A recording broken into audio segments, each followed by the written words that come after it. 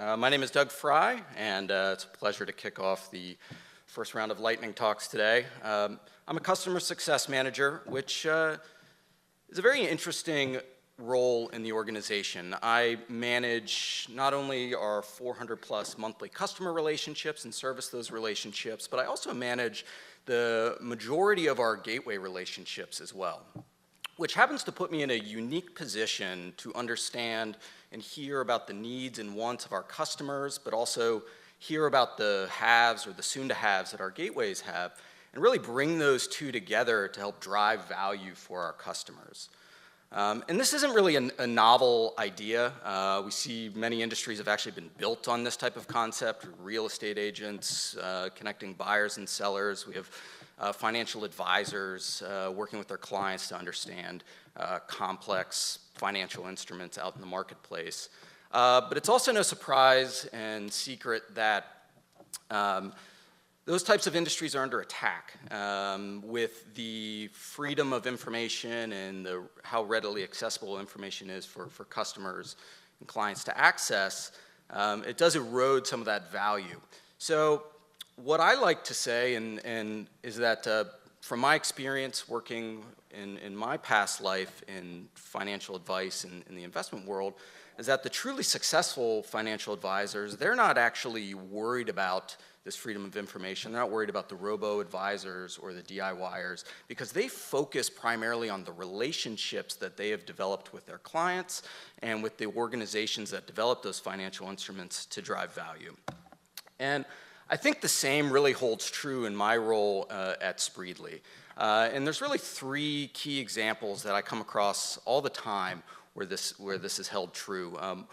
One of those instances are all the time customers are coming to me asking, hey, we're looking to expand into a brand new market, a brand new region. What are the gateways I should be working with? And this is a very complex question, actually. One of the first things I start doing is just high level looking at the gateways that list support for a specific country. But then I really start diving into the data.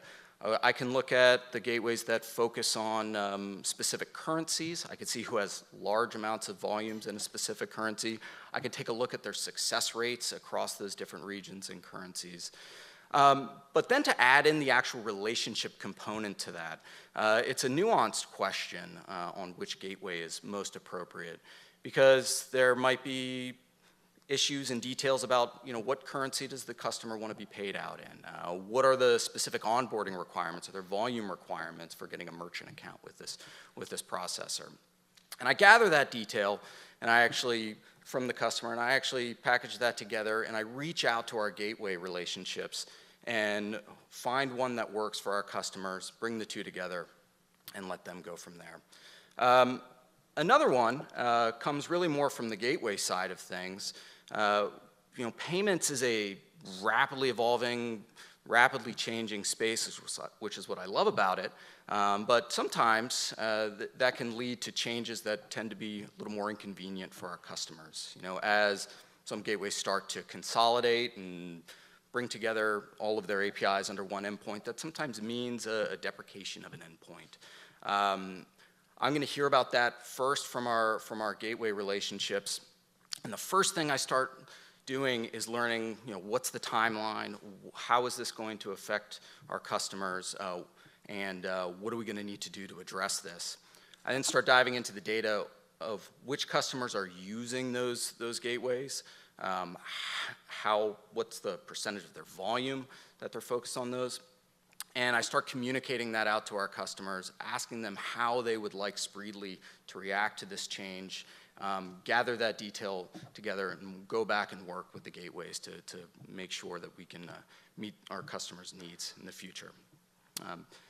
Now, that's not always an inconvenient thing. We also hear from gateways all the time about great new features that they're adding. It could be a new alternative payment method. It could be a brand new platform for splitting payments among different merchant accounts. And this is a conversation that I absolutely love to have because invariably, and I'm sure, I don't know how many people have ever experienced this in their day-to-day lives, when you go out, you buy a brand new car, you're so excited, you think it's your car and your car only. and then your first day driving into work, you see about 100 of them out on the road. It actually has a name. It's called the Bader-Meinhof phenomenon. And we see this all the time when I hear from a new gateway partner about something that they are adding. Immediately upon having my next customer conversation, reviewing their account, all of a sudden they seem to start asking for that exact same thing that I just heard about.